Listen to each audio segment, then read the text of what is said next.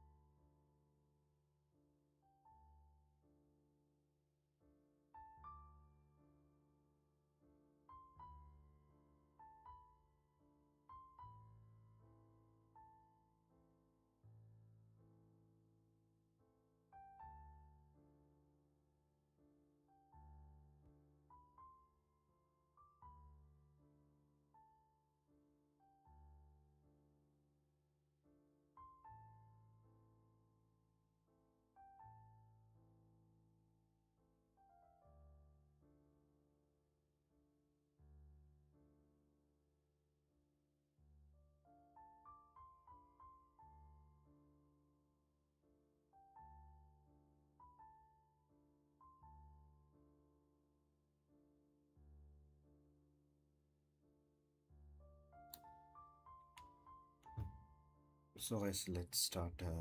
It's about 30 a.m. Yeah, so welcome to everyone this early morning live session. Thank you.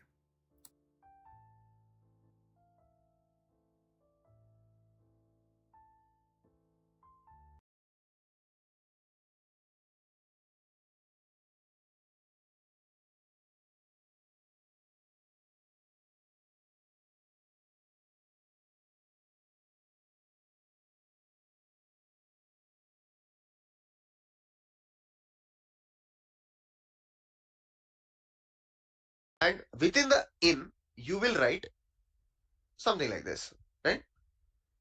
Case $2 in. If the input is EC2, then execute this command. If the input is S3, execute this command. If the input is RDS, execute this command. You can also write this in if else, but better you write it in switch case. Now your question can be, but Abhishek, how will I know these commands? You don't have to remember these commands. Okay. Some of these are very common, like for EC2 describe instances, for S3 list buckets. But even if you don't remember that, you can simply go to the AWS CLI documentation. Even in your interviews, you can say this, that, you know, I only remember for few services, remember for EC2, remember for S3. If interviewer is asking you something else, you can say, I rely on the AWS CLI documentation. You can say, if I want to look for a particular service, I will simply search for that particular service. Let's say S3. Okay. AWS CLI S3. I will just search for the S3 in the documentation, and I will look for the commands, and I will look for the arguments. You can say that. So just refer to the AWS CLI documentation for each of the thing. If you want to list the buckets, if you want to copy the objects to the bucket, if you want to move the objects to the bucket, if you want to remove objects from the bucket, for everything, they will have a clear documentation where you can find the commands. So you can say that in the interview as well. I only remember few things. If something that I don't know, I will refer to the documentation. Okay. Now we will take this script. Okay. I have copied this entire thing. I will go to my EC2 instance.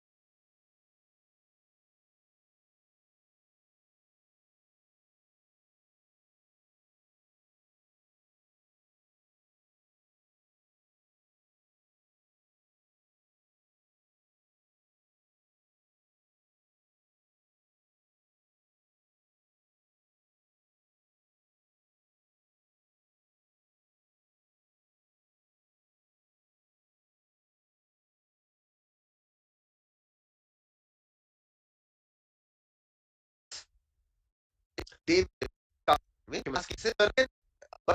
dollar on the service name, because region name is constant for all the services, right? So depending upon the service name, the command will change. So case $2 in, and within the in, you will write something like this, right? Case $2 in.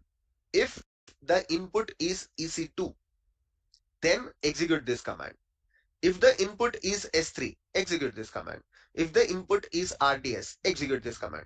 You can also write this in if else, but better you write it in switch case. Now your question can be, but Abhishek, how will I know these commands?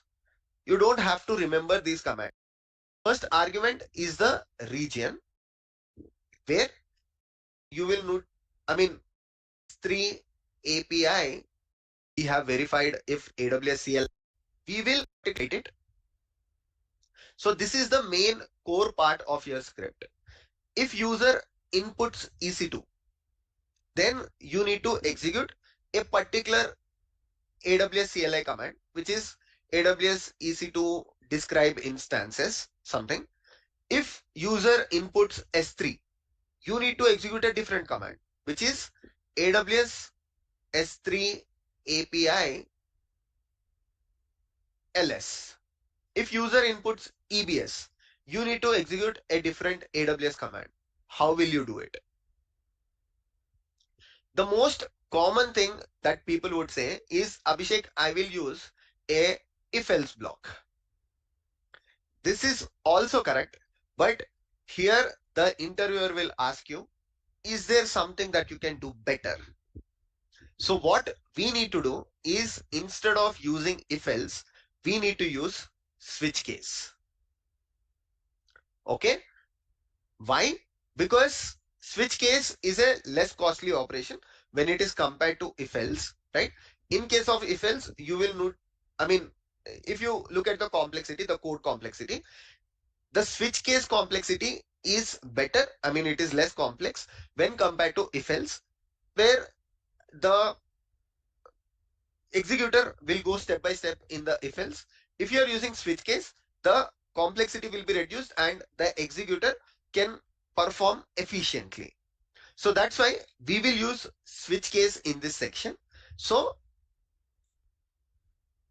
execute the CLI command based on the service name. So what we will do is we will use the switch case. Perfect. So this is the switch case where case $2 in, this is the syntax for switch case. Okay. You will start with case, and whenever the switch case is ending,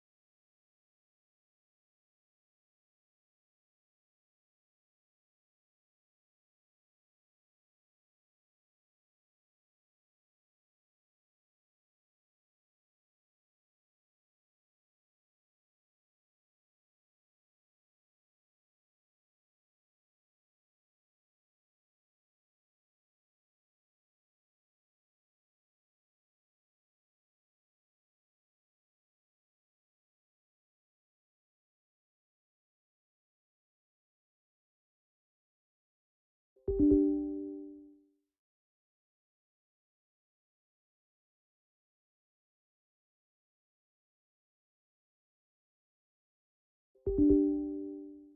will write the in, this is the syntax for switch case.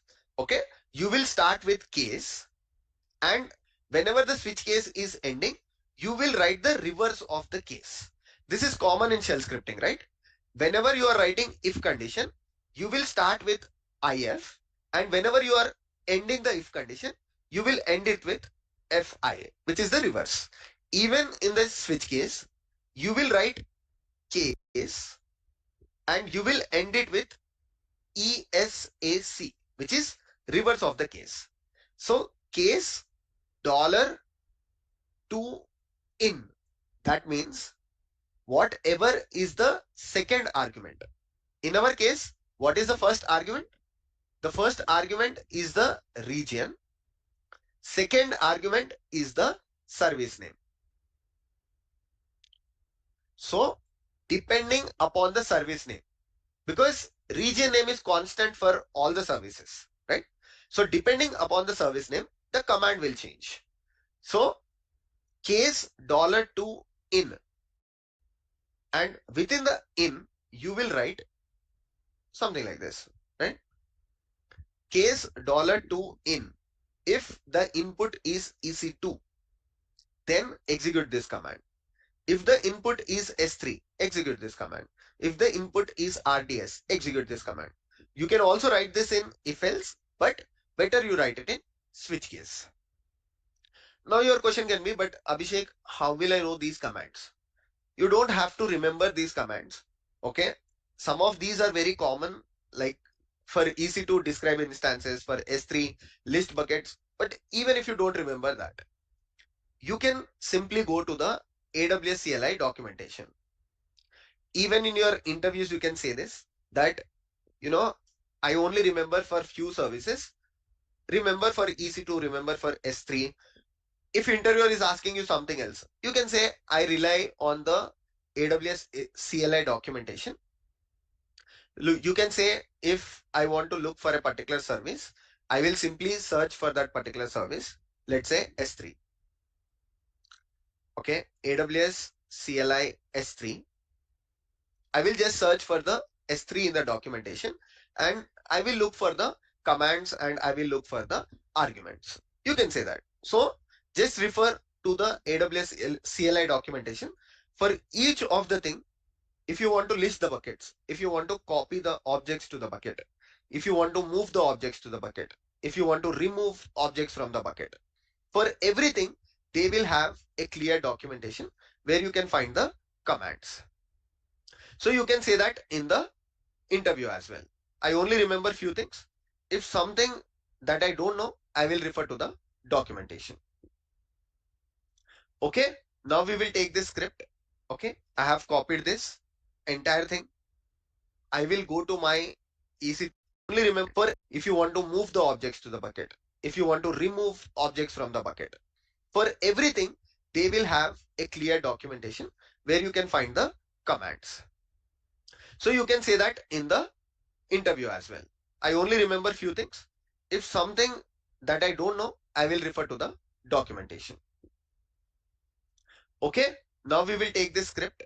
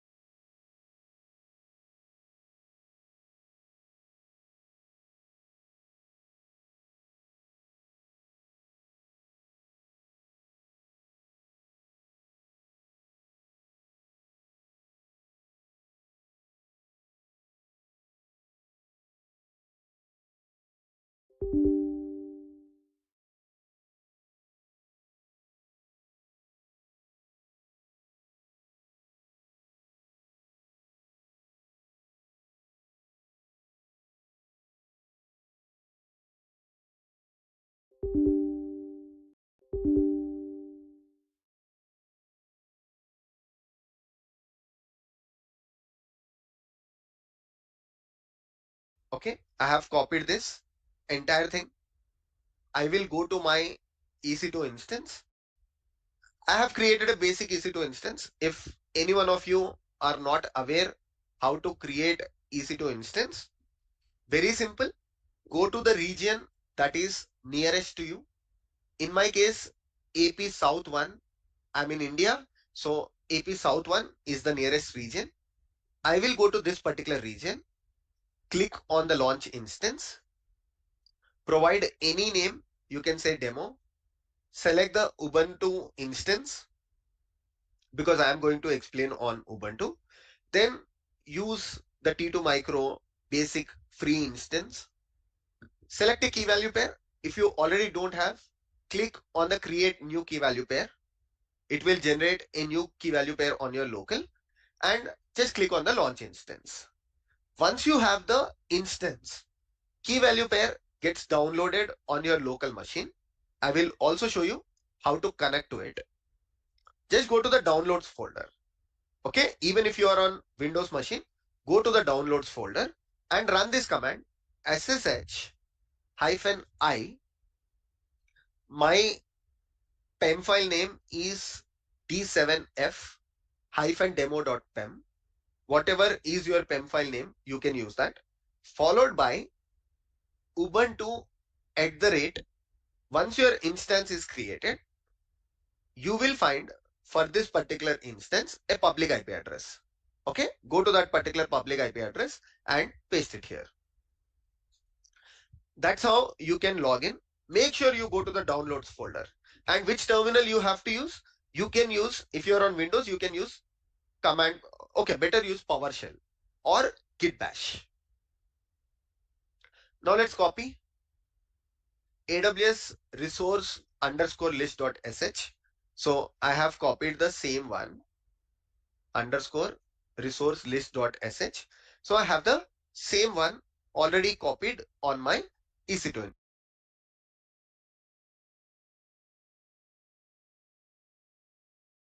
instance. While uploading it to the gist file, I have already uploaded to this EC2 instance as well. Exactly the same file. Okay.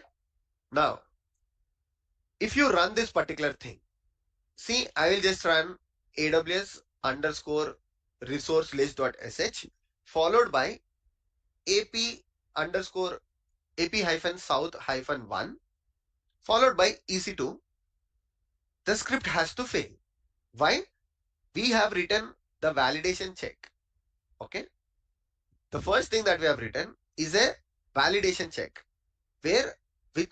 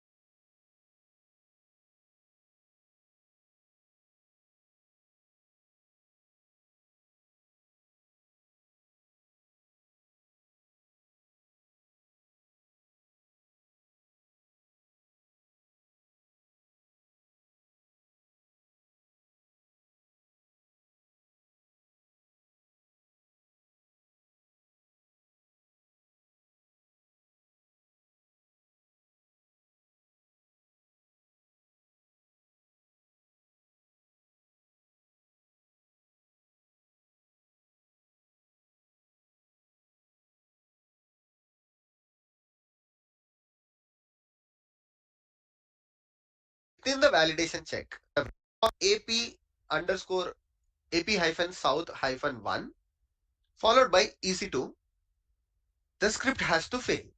Why? We have written the validation check. Okay. The first thing that we have written is a validation check where within the validation check, we have made sure, sorry, this one. Within the validation check, we had made sure two services are provided. This is meeting, but I have not installed AWS CLI. So let's see if it complains that AWS CLI is not installed. Let me run it. Perfect. It said AWS CLI is not installed. Let me do another thing. Now what I will do is I will provide only one input. I'll just say EC2. See, it said, no, you are doing it wrong.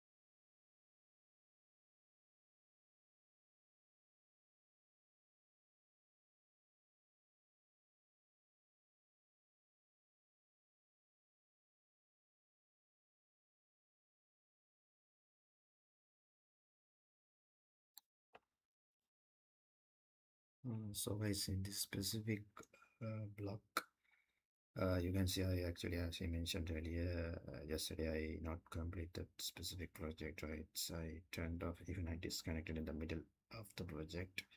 So as I mentioned in the start of the beginning of the live session, and we are going to complete this remaining part of the project. So it's I almost done. I feel so I almost done. So you can see the script of the completion of script. So first, if you want to see, I just clear the terminal. Just go for my Beam editor. Okay, so this is my Beam editor. So it's almost I completed. There are some further improvement I need to do, but it's almost completed. Look like. So if you see the previous demo, so just I summarized. So I start with the shebang. So it's make sure we are writing bash script. So if you go for a bash script, and you should write this very starting first line of the code as a shebang. It should be start with a hashtag explanation mark forward slash bin and bash. So if you want other script or like dash or like set, then you should explicitly log, because since it's if you put a set instead of bash. Nowadays, Ubuntu systems by default have a dash as their scripting form. So in early days, if we put a set as a starting line instead of bash, it's automatically linked, or maybe there are concept called soft link or hard link. It's automatically linked to a bash, but nowadays not like that. So in that reason, we should explicitly write our shebang should be bash. Also, we are going to write bash script. So I did that's the first line. And then another meta information, as I mentioned. So the script will list all the active resources in the AWS account and author and version, and the specific service that it's going to list down. Then the user is run this specific script, and also the example of how to use this particular script. So you can see it here, the usage and the script on the file name, and followed by the AWS region and AWS service. So your service which is specific region located, and what kind of service or what specific service you want to have a look at your usage details. Okay, so I already gave this example as well here. And there is some validation part. You might wonder why I need to validation, but the reason for validation part, since we give the command line arguments or the parameters, the additional to command line argument parameters, so the AWS region and the AWS service. For that purpose, we need to make sure to validate that specific arguments are provided by user. Otherwise, we need to give the output just required from the users. You need to give both arguments in order to, if you want to see the detail of that specific service. So that's why this is going to check this specific part. And also here specific, but actually I didn't add yesterday. So it's the variable. So as I mentioned, we have two arguments, AWS region and AWS service. So assign into the variable. Okay, so the $1 and $2. The sign. It is in the variable name is AWS region and is AWS service. So it's mean it's by default. So $1 is the first command line argument. The $2 is the second command line argument. Okay. So this is assigned, and again it is a CLA command requirement check. So since I already configured all the thing, because since I am following more than nearly 3 or 4 weeks, so the starting of this journey, I already configured all the stuff. So that's needed to run it or just related commands. So it's automatically check if the user is already set up or not. It's kind of the thing, the AWS CLA. So that's why it's exact line going to check. Okay. So another part is all about the configuration. So as I mentioned, configuration, we need to give the specific, the access key and access secret key details, plus this region, which region you are in, your services are located, and plus the output format, like it should be a JSON format. So this kind of thing need to be done through this AWS CLA configuration part. It's also going to check our validation. Once it's finished, then it's going to be in all the validation part is finished. Then it's all about the user's query. So if for example, the user gave the EC2, then this specific script going to run in the inside. Or if the user give the S3 or S3 bucket, then the script going to run in the background. So these are around 13 to 14 services I list down. And yeah, so since here I used if switch case instead of if else, so since you can use if else as well, but look like switch case is more efficient. according to my understanding. Yeah. So it starts with his so you can see how it starts. So his dollar to so switch case. This symbol or syntax of the switch case argument. The switch case dash script. Same time, if you see the finishing part of this switch case, it's totally the mirror or the opposite, like the starting letters. The letters start with the totally opposite. In the script we commonly write if we start with if condition, then it's finished like if file, like kind of opposite or mirror. So it's the same thing here. You can see start with the letter E S A C. If you treat from the reverse or from the left to right, it's a case. Okay, so that's a here, right? So yeah, so for example, we want to run this script. Key. Okay. Okay, if I want to run the script, like for example, I already answered. Okay, so for example, this is the script, the script file name, AWS resource list. And if you want to run, we should use specific command like // and the file name. And according to our definition, we need to first give the region. So since I'm using US East 1, I think. And next, we need to give our specific service, for example, like EC2. Okay. So if you run this command, skip the output. Since I already mentioned, since I have a brand new account, so the brand new account, for that reason, I don't have any EC2 instance detail. That's why it's a blank, the blank JSON or the blank JSON empty list here. So that's for example, if I didn't give the EC2 instance and just give only region and then it's going to return how to use how to give the input as a user. So it's not only AWS region, we need to give service as well. So as I mentioned, I gave only US East one part. So it's returned like kind of a warning. It's also need to mention you need to give the service name as well. So this is the way this script going to work. I know there is some improvement needed or some further understanding. We will continue after this small break. I think we have only 2 minutes. It's okay. We take another additional 2 minutes. And yeah, so if you have any question, please put in the chat. I will reply as soon as possible. Thank you.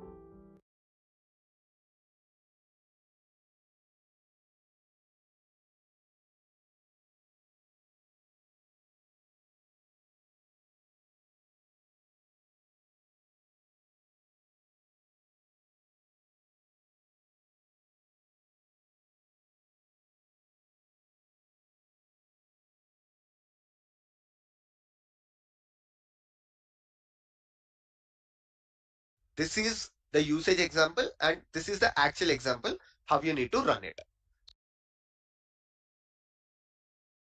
So in the I will provide only one input. I'll just say EC2. See, it said, no, you are doing it wrong. This is the usage example and this is the actual example how you need to run it.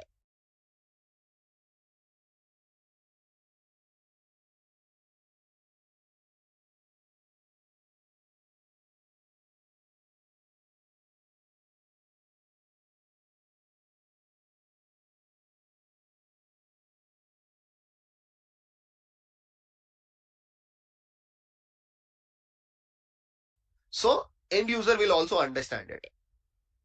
Now the next thing is, okay, let's go ahead and install AWS CLI. For that, again, go back to the AWS CLI documentation. And in the AWS CLI documentation, okay, we moved to a wrong location. Go to the user guide.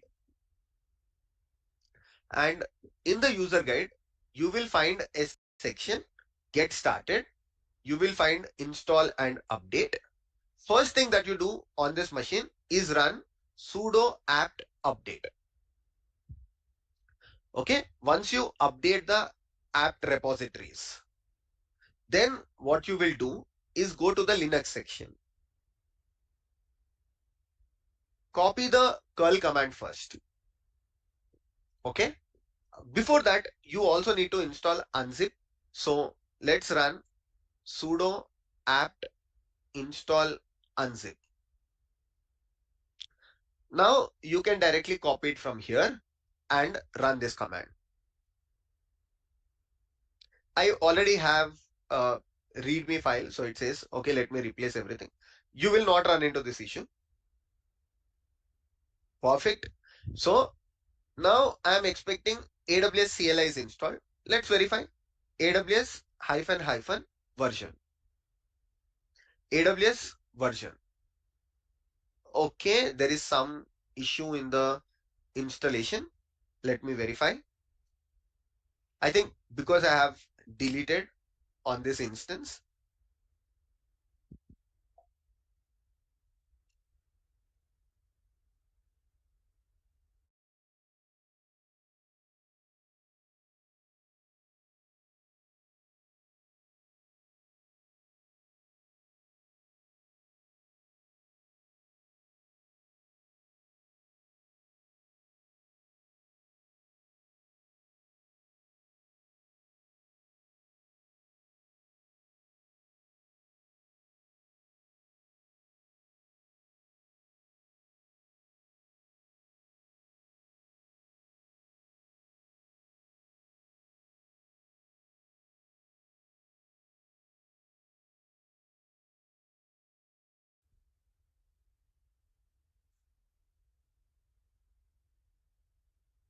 Okay, I had to remove few things. Now, if I run AWS hyphen hyphen version, you can see AWS CLI is installed. Let's see if our shell script is also understanding that. If it can understand that I have installed AWS. So now if I do AWS underscore resource underscore list.sh followed by ap hyphen south hyphen 1 followed by EC2. It said AWS CLI is not configured. That means the installation error is gone. Now it asks us to configure.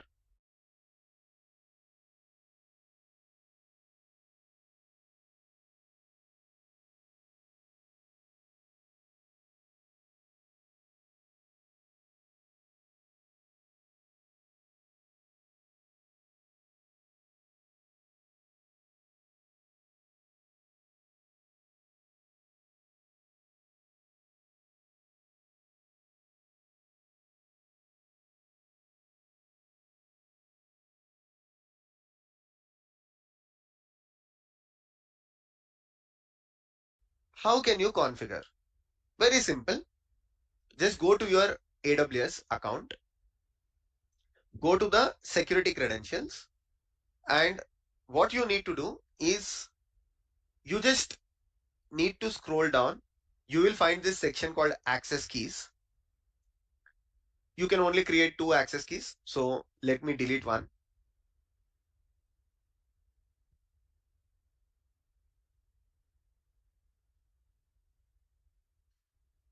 And when you are working in your organization, you actually don't use the root account. You will not even have access to the root account.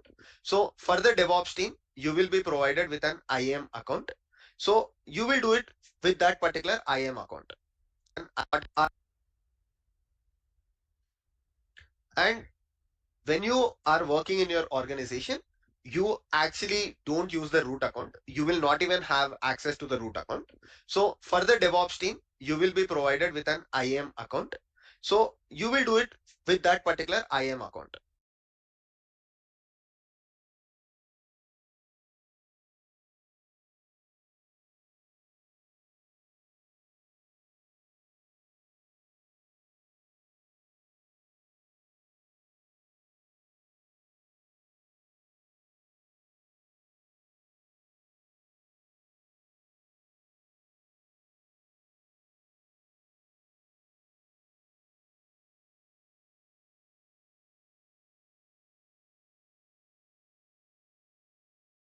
Okay. So you will have an IAM account called DevOps team or DevOps user or your particular user. You can use that. So we will run AWS configure command. So first thing it will ask for access key, provide it. Then it will ask for secret key, provide that. Default region, I will configure it as AP South 1, nearest to me. JSON is the output. Perfect.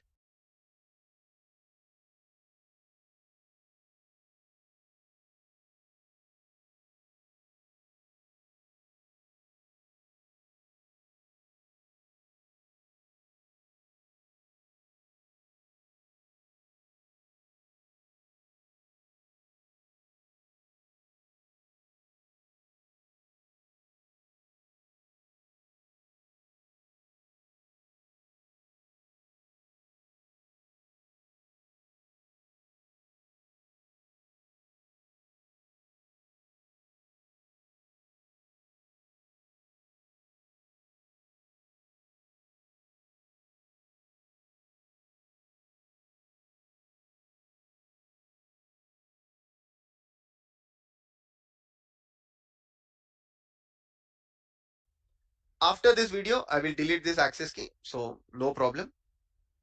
You also make sure you delete the access key once your work is done. Now, let's run the same command again. So this time it has to give me list of EC2 instances running in AP South 1. Let's see. Perfect. It said there is an instance running. It said this is the name of the instance. Let's see in AP South 1 if I have an instance or not.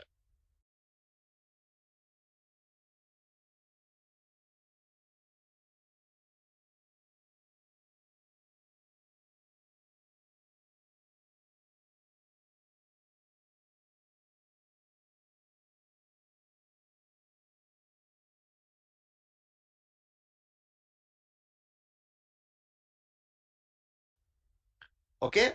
Region I will change to AP South 1. First, I will go to EC2 service.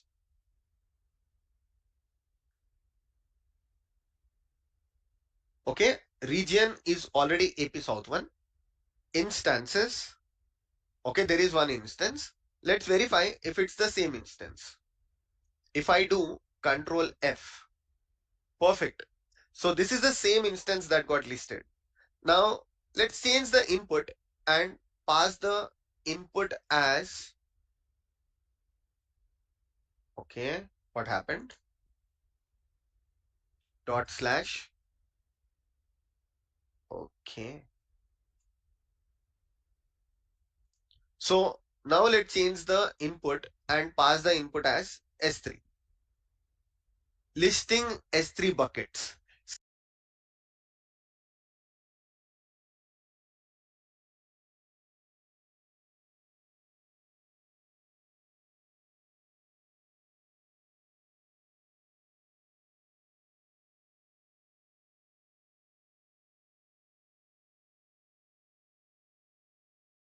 See, it was able to list the S3 buckets as well. Let's see if the S3 buckets that are listed are perfect. So if we go to S3, I need to find Megametrics, GleanX, middleware logs, payment app logs. See, these are the things. So our AWS CLI is working.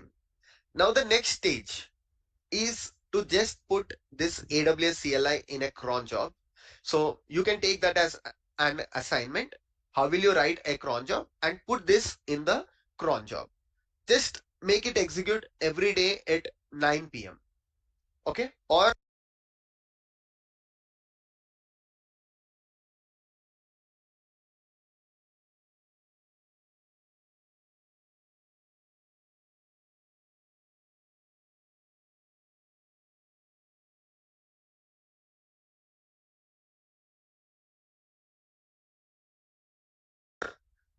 it's an optional thing if you want to implement or not, because you know these days people don't use depend upon organization, but if you want to do it you can do it. Otherwise this is more than enough to explain to the interviewer. So I hope you found this script informative. One final thing before we conclude this is, whenever you are doing this, make sure that you provide only execute access to the other users. That means whoever is running this script, they are the developers or the management team. They don't need to have the permissions to view or edit this particular script. So what you will do is grant permissions chmod 711. That means you have all the permissions. Your group has execute permissions. If you feel that Abhishek, my team is DevOps team, everyone in my team should also have the access. So you can say 771 followed by AWS AWS underscore resource list dot sh. Now, apart from you, in my case, I have logged in with Ubuntu user. So only Ubuntu user and the group that belongs to Ubuntu user. If you log in with Abhishek, that is only Abhishek and the team of Abhishek, which is the DevOps team, will have read, write, and execute.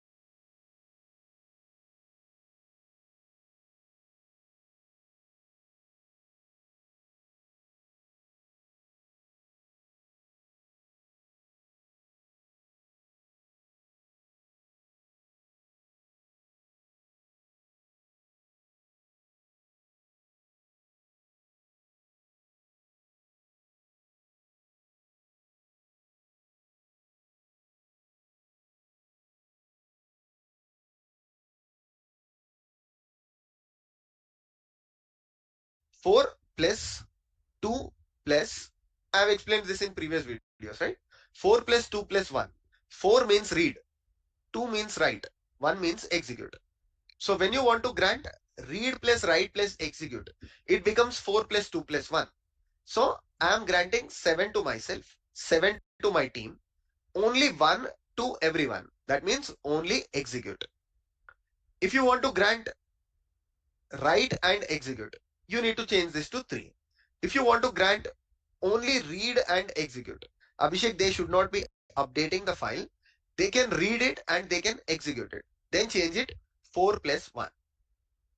But usually it is a best practice only provide the execute access, because if you have any sensitive information, you don't want others to read it. So just provide 771. So this is how you can also secure your shell script. One of the way, other ways are also possible. Thank you so much for watching today's video. Thank you everyone. See you all in the next one. Take care.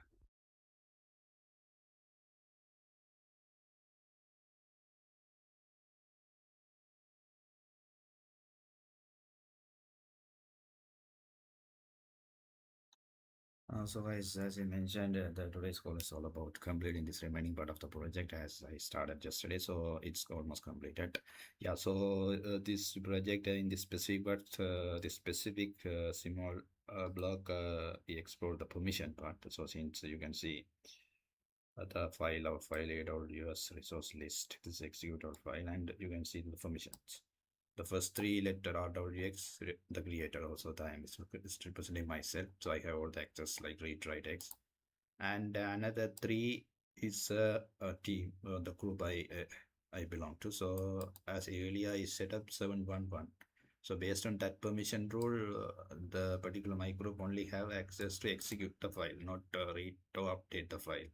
And the same time others, so some are not relevant to the DevOps, so some other like QE or other users, they also have only executable access, so no right, no permission to read or write. But now I changed this permission as 771. It's mean my group also, my team also have access to all the access, all the function, like you can see in the below, the last line I'm highlighting the same file name. You can see that if we first three rwx as a first dash mean, that's a file, not actually this is a file, not directory. That's first dash mean. The next rwx mean I have all the access, read, write, execute. The same time now I give the access to my group as earlier I have my group and others have only executable, right? You can see the X, so these are mean executable. So they don't have this, both my team and the other users don't have permission to view or edit the file. They only have access to execute. But now I changed for my group, have all the access of the full permission to read, write, and execute. So you can see RWS again, the next three letters after first three.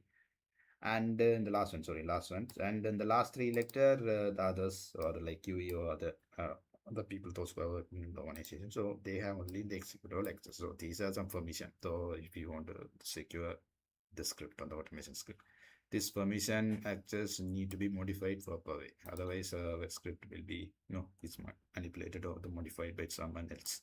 So yeah, so this is today's plan and today's live session. As you mentioned, today is all about complete the remaining part of the project. And tomorrow morning, maybe do the revision, or we will try the cron job, that configure this particular file and set some specific time to run this script. And maybe I will write today, and tomorrow I will show how this works.